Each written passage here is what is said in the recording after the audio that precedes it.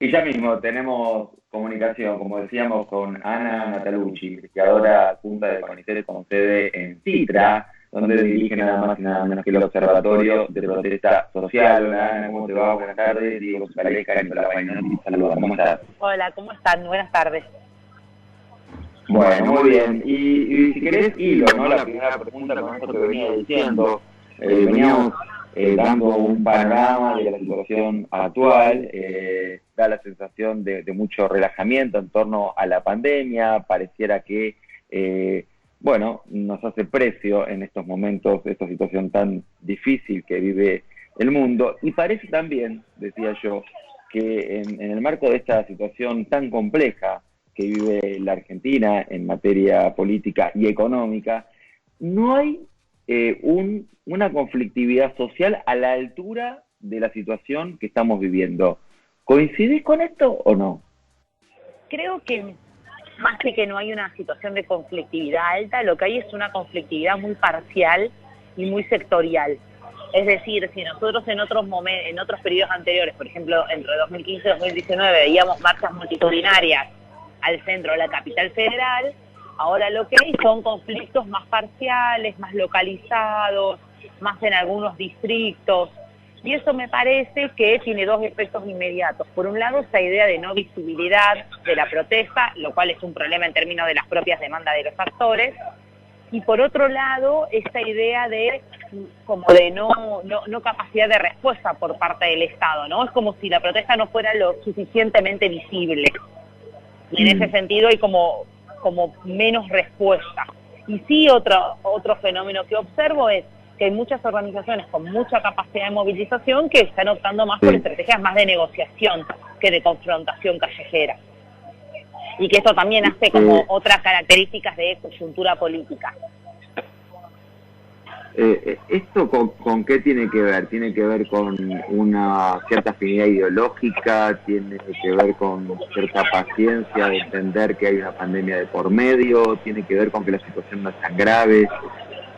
No, me parece que tiene que ver con dos cuestiones. Por un lado, con afinidad ideológica, claramente, y por otro lado me parece que tiene que ver con una cosa que es bastante característica de las protestas, que es hay espacios institucionales donde canalizar demandas, ¿no? Ahí hay algo que es medio básico, pero que es cuando los gobiernos tienen capacidad para procesar demandas, muchas de esas demandas no llegan a la calle, sino que hay otras instancias políticas, institucionales de esa canalización. Y me parece que eso es lo que pasa en este momento. Sí.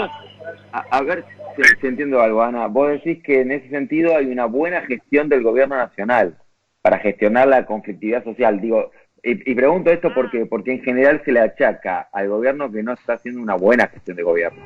Es decir, en esta materia lo está haciendo, decís vos. Yo estoy de acuerdo en que no es una buena gestión de gobierno. Lo que digo es que hay algunos espacios institucionales que tienen que ver con la coalición política, con las alianzas que algunos sectores de la coalición política tienen.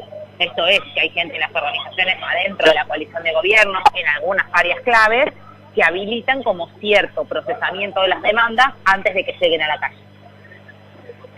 Y entonces en ese sentido me parece, en ese sentido yo no diría que es que el gobierno, digamos, no necesariamente es que el gobierno está haciendo una buena gestión de gobierno, sino lo que estoy haciendo es como caracterizar cómo hay algunas mediaciones que estarían funcionando y que en general funcionan en casi todos los gobiernos, excepto en gobiernos de tinte represivo como fue el macrismo, donde estaban cerrados completamente los canales. Pero en general suele ser una característica de los gobiernos tener estos espacios antes de que eso llegue a la calle. Ana, ¿qué tal? Nicolás Balinotti acá. Me interesa saber que les cuentes ahí a los oyentes cómo funciona el Observatorio de la Protesta Social y en base a eso también preguntarte un poquito de estadísticas de conflictividad, qué sectores son los que más están en la calle, cuáles son sus demandas y si es que tuvieron respuestas.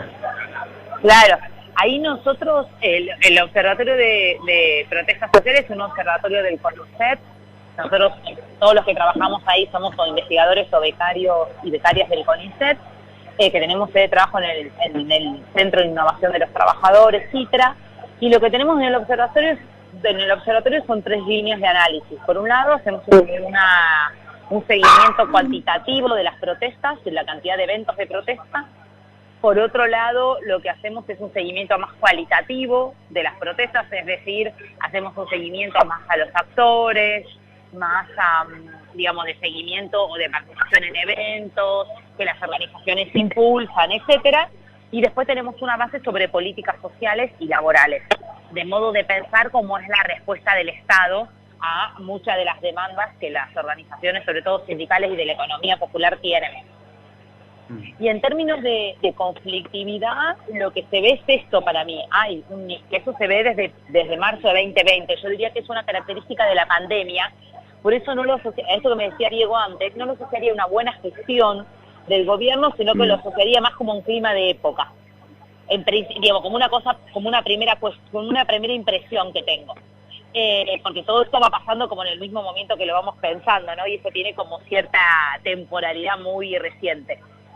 Pero lo que diría es esto, hay algo en la protesta que está muy sectorializada, que está segmentada, decimos nosotros, es decir, que tiene muy bajo nivel de coordinación, incluso al interior de sindicatos. Entonces esta falta de coordinación lo que hace es que haya un alto nivel de conflictividad, pero que ese nivel de conflictividad no tenga visibilidad, que sea muy puntual, que sea específico y que al mismo tiempo no permita la coordinación y la generalización de demandas con otras organizaciones. Entonces, en ese sentido, me parece que esta característica además propicia que cualquier tipo de canalización institucional sea mucho más fácil de resolver. Por eso le decía a Diego, no diría que el gobierno está haciendo una buena gestión, sino que además tiene como desde este campo a la movilización algunos factores que facilitan la gestión de gobierno. Entonces, si vos tenés una demanda muy puntual, por ejemplo, por un conflicto sindical, vos eso es muy fácil de resolver vía algún tipo de procedimiento por el Ministerio de Trabajo, por ejemplo, o algunas cuestiones de políticas puntuales con el Ministerio de Desarrollo Social, que no es lo mismo si vos tenés un conflicto grande contra la política económica del gobierno, ¿se entiende? El tipo de protesta sectorial hace que sea más fácil de canalizar institucionalmente. Ana, perdón que insista, ¿no? Pero insisto, pero porque a mí en un punto me sorprende, ¿no? Porque la verdad que los índices sociales, los números son realmente muy malos, son muy preocupantes. Es muy mala la foto, pero es aún peor la película. Y realmente me llama la atención, es algo que, bueno, los medios nos están mostrando esto, que incluso a nivel federal no haya levantamientos sociales, incluso por esto que vos de alguna manera estás diciendo, ¿no? Esto que de alguna manera la protesta no está coordinada, si se quiere, lo cual podría generar que justamente pase esto, se descoordine y esto se haga de manera más descontrolada. Claro, no, pero hay dos cosas. Estoy de acuerdo con lo que vos decís, eso también es una pregunta que nosotros tenemos, porque nosotros también, digamos, como estudiando la protesta, el observatorio es reciente, pero nosotros como grupo de investigación hace mucho tiempo que venimos estudiando la protesta hace más de 15 años, con lo cual tenemos como una mirada más retrospectiva. Estoy de acuerdo con vos que hay indicadores económicos que indicarían teóricamente por lo menos que debería haber un nivel de complejidad mucho más alto del que hay. Pero, dicho esto, que estoy de acuerdo con eso que vos decís, lo cierto es que cuando la protesta no es coordinada, tiene menos capacidad de instalarse en el espacio público y de generar como procesos más grandes de movilización. O sea que no haya coordinación es un problema justamente para lo que vos decís, que es que haya como una cuestión de beligerancia mayor y de extensión. Porque esa extensión solo y lo digo por pensar en algunos casos históricos, solo está posibilitada cuando hay coordinación entre las organizaciones. Cuando cada organización protesta por su lado, es muy difícil que eso, porque ahí no opera una lógica de contagio, ¿me entienden? Donde uno protesta y empieza a protestar otro y se suma. Eso en general no es lo que sucede en la dinámica de la protesta. Ahora, Ana, ahí lo que se necesita, digo esto último, lo que se necesita ahí es como cierta decisión de las organizaciones de coordinar para que ese efecto medio bola de nieve, llamémosle, funcione. Pero yo no puedo dejar de pensar por los indicadores sociales en el 2001, ¿no? Digo, la verdad que no puedo dejar de pensar en eso, que es, si se quiere, lo más inmediato en términos históricos de una situación parecida a la que estamos viviendo. y con mucho malestar. Sin embargo, hay un punto que vos decís, bueno, el efecto contagio. El efecto contagio es el malestar contra la clase política. Por ahora, ¿Cómo? candidatos que bueno, que son justamente, tienen un mensaje antipolítica. Es un fenómeno también, digo eso, que tendrá que ver con que aprendimos algo de lo que pasó en el 2001, que ese malestar, ese efecto contagio se canalice en un dirigente político y no en la calle, con protestas y demás. No, ahí me parece dos cosas. Primero, que el efecto contagio no existe para mí. Lo que existe es una decisión de las organizaciones de coordinar con otros. Y eso es lo que genera de alguna manera esa posibilidad de coordinar y de expandir. Sí me parece, estoy de acuerdo con una cosa que vos decís, que ahí diría dos cosas con respecto de este aprendizaje de 2001.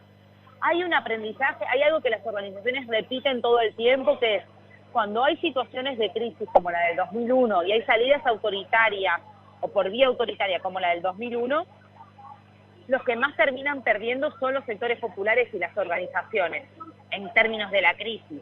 Porque acordémonos que el 2001 terminó con la renuncia de la Rúa y con la devaluación asimétrica de Duhalde, que provocó, digamos, condiciones muy complejas a nivel social. Con lo cual no es que la salida de la crisis del 2001 fue, en pos del pueblo, digamos, por decirlo rápido. Entonces, en ese sentido me parece que sí hay una apuesta de las organizaciones de no pudrirla, vamos a decirle, de no tensionar en la calle y tratar de usar estrategias más de negociación y de canalización con algunos sectores políticos. Eso me parece que es un aprendizaje. Y la otra gran diferencia, que no me parece menor si uno lo compara con el 2001, es que en el 2001 los sectores populares organizados no tenían vínculos con el gobierno. Y ahora sí hay. Vos mirás muchas organizaciones que tienen vínculos con el gobierno, y que muchos tienen funcionarios. Están incluso en el gobierno. ¿Eh? Incluso hasta son parte del gobierno. Exactamente, claro, que tienen funcionarios, exacto. Y eso no es menor tampoco, ¿no? Y eso también me parece que opera en como desalentar cierto proceso de la movilización. Sí, a ver, añado una cosita que tiene que ver con esto, que es, en 2001 no había la cantidad de planes sociales que hay hoy, y lo hablo no en el sentido negativo del plan social, sino en su función específica de contención, ¿no? Entonces me parece que la diferencia va ahí, y también en que muchas de las organizaciones sociales tienen representantes en el gobierno, incluso hasta un candidato propio a diputado nacional el domingo que viene. Ana, te agrego una cosa con esto. Sí. Estoy de acuerdo con lo que vos decís, me parece importante. Hay una estrategia de contención que en los 90 no estuvo, en el 2001 no estuvo, y que claramente se calcula que hay 1 millón de planes, ¿no? Y los argentinos, los trabajar no llegaban a 100.000, con lo cual ese nivel de contención es mucho más significativo que hace 20 años. Pero además, lo que agregaría es que además hubo todo un proceso de aprendizaje de las organizaciones, con procesos más de cooperativización del trabajo, donde en muchas de esas organizaciones que hay otra densidad organizativa en términos de tramas territoriales. Y eso también hace que la protesta, que muchas veces es costosa para estos sectores, o por la represión, o por la capacidad de movilizarse, etcétera, sea pensado como un último recurso y no como el primer recurso a mano. Sobre eso me parece que es un poco lo que estamos como pensando, ¿no? Podría sintetizar, como si la protesta no fuera el primer recurso de las organizaciones, sino que fuera uno más o incluso el último al que acuden. Bien. Ana, a ver, una interpretación de acuerdo con lo que decís sobre el efecto que tiene la articulación de la protesta social, digo. Por ejemplo, el Polo Obrero, simplemente lo traigo como ejemplo porque es una de las organizaciones, e incluso que tiene una raíz política bien marcada. Prácticamente se manifiesta todos los días de todas las semanas. Sí. Entonces, de vez en cuando hay una semana o 2 semanas que hay una suerte de tregua, ya sea porque lograron más bolsones de alimentos o más planes potenciar trabajo, lo que fuera. Y después sí, cuando regresan, después de esa tregua, sus marchas son mucho más numerosas y da la sensación de que el haber dosificado la protesta le da más fuerza al reclamo. Claro. A ver si interpreté bien de acuerdo a lo que vos decías de la falta de articulación y toda los grandes conflictos desperdigados, ¿no? En eso tiene que ser estratégica la movilización para que sirva, digámoslo así, rápido. Porque si vos te movilizas todas las semanas, también son sectores, muchos de esos que se movilizan, que movilizan las bases del polo obrero, que no es que tienen un trabajo y a fin de mes cobran igual. Entonces vos te tenés que movilizar todas las semanas desde algún lugar del conurbano hasta el Ministerio de Desarrollo Social. Entonces, en eso quiero decir con que la protesta que sirve en términos de efecto político es una protesta organizada, que es pensada estratégicamente por las conducciones de las organizaciones y que además está articulada con otros. Porque si es solamente una cuestión como más de protestar todo el tiempo, eso además, incluso si vos me querés decir, te puedo incorporar otro elemento, vos me decís, bueno, está invisibilizado por los medios, sí. La verdad es que si vos te movilizas todas las semanas también deja de ser noticia. Vas a ser como de cierta morfología urbana, ¿no? ¿Se acuerdan que en un momento en algunos multimedios te decían la temperatura, el riesgo país y qué corte de calle había ese día, ¿no? Empieza a ser como parte de la normalización del discurso mediático y eso tampoco ayuda a la protesta. Por eso te digo que a mí me parece que estudiando la protesta y cuando uno puede identificar cambios políticos a partir de procesos de protesta, son momentos donde hay mucha articulación. Voy a poner otro ejemplo más, como no ese momento, porque me parece que sirve para pensar. En 2017, en diciembre, cuando el Cambiemos quería implementar la reforma laboral, hubo una sola marcha contra la reforma laboral, no hubo 10. Ahora, una marcha multitudinaria donde concentraron todas las organizaciones. Yo estoy segura que si hubiese habido 10 marchas distintas no hubiese tenido el mismo efecto que esa sola marcha. Porque ahí hay algo como de la potencia, la cantidad de gente que se moviliza, de cómo se instala, de la coordinación de las organizaciones que termina siendo como un círculo virtuoso para la propia organización, para la protesta, para la demanda que se pretende. Ana, ¿y qué están viendo en el interior del país? En el interior del país lo que estamos viendo es, nosotros no trabajamos como más localizado, principalmente en AMBA, y hacemos seguimientos como de conflictos provinciales, no así de seguimiento sistemático de las principales provincias, sobre todo porque, por eso que yo decía antes, es un centro CONICET que trabajamos con recursos limitados, entonces no tenemos capacidad de una cobertura nacional sistemática. Pero sí lo que tenemos ahí es como algunos seguimientos de algunas protestas o de algunos conflictos que tienen que ver. Y ahí hay algunos conflictos regionales, por ejemplo, un conflicto que pasó muy desapercibido, que es todo un proceso de reforma previsional que hubo en Córdoba el año pasado. Hubo un conflicto, por ejemplo, de todo el sector de transporte de pasajeros que tuvo mucho hincapié en el interior del país, que en la ciudad de Buenos Aires casi no llegó. Entonces, en el interior lo que vemos es esto, que también, de nuevo, hay protesta más segmentada, más localizada, que tiene que ver con algunas cuestiones puntuales, pero que, sin embargo, por esta característica que digo de la falta de coordinación, no logra nacionalizarse, sino que queda más como en el espectro provincial. Eso y algunas provincias, entre ellas Córdoba, donde el nivel de represión es bastante alto. Chubut podría estar como en la misma escala represiva, donde, bueno, ahí hay como todo un proceso de represión como respuesta estatal. Y en ese sentido, pero diría eso mismo, digamos, en principio lo que hay son conflictos más locales que no logran como generalizar a otros distritos, ¿no? Ni nacionalizarse.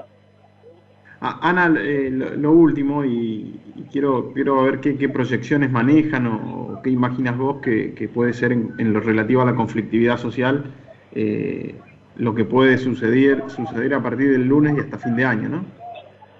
Sí, a mí me parece que lo que va a haber es, que eso sí me parece que es un debate que se viene, que me parece que es un debate más general y me parece que tiene que ver con lo que vos preguntabas antes, Diego, o sea, ¿cuánta desigualdad aguanta la democracia? Me parece que esa es la pregunta de fondo, ¿no? Esto que vos decís, bueno, con estos indicadores, con esta crisis económica, bueno, ¿hasta cuánta desigualdad aguanta la gente?